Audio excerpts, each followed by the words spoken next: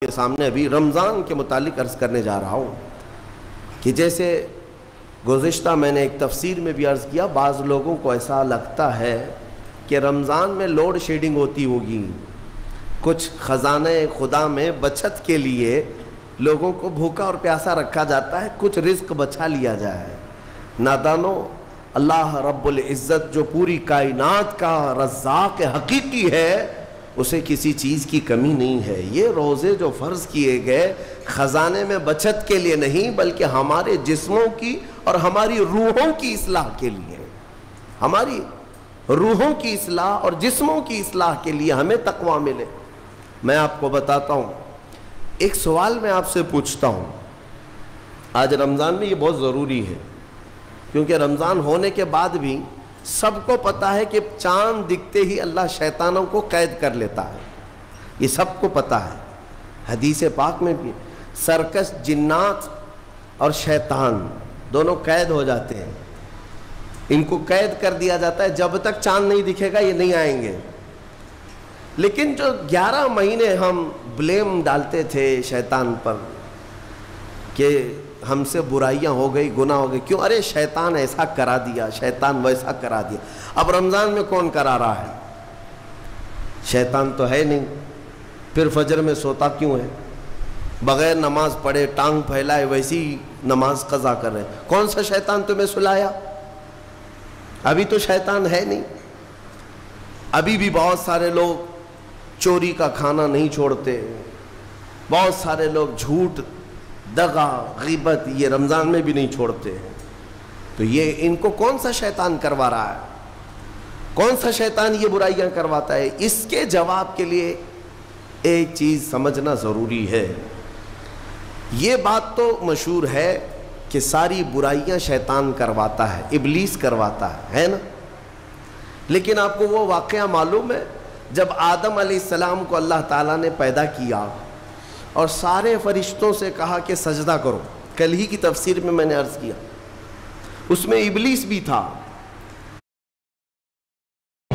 یوراج ہیر سے round trip کر کے آ گئے، وہ بھی بنا گھوڑوں کے۔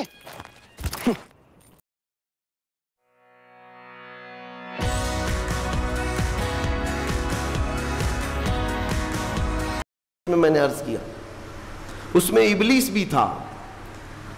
ابلیس بھی اس وقت بہکا ہوا نہیں تھا، گمراہ نہیں تھا، وہ اچھا تھا۔ ابلیس تو بہت عبادت کرنے والا تھا اللہ تعالیٰ کی، تو اس نے اللہ کے حکم کو ٹال کر آدم کو سجدہ نہیں کیا، غرور میں کھڑا رہا، نافرمانی کیا۔ تو اب میں یہ سوال کرتا ہوں کہ ہر ایک کو گمراہ کرنے والا شیطان ہے، تو شیطان کو کس نے گمراہ کیا تھا؟ اس کو کس نے روکا سجدہ مت کرنا آدم کو؟ کوئی ہے بہکانے والا؟ ارے وہ تو پہلا ابلیس ہے، اس سے پہلے تو کوئی ابلیس تھا ہی نہیں، اس سے پہلے تو کوئی شیطان تھا ہی نہیں۔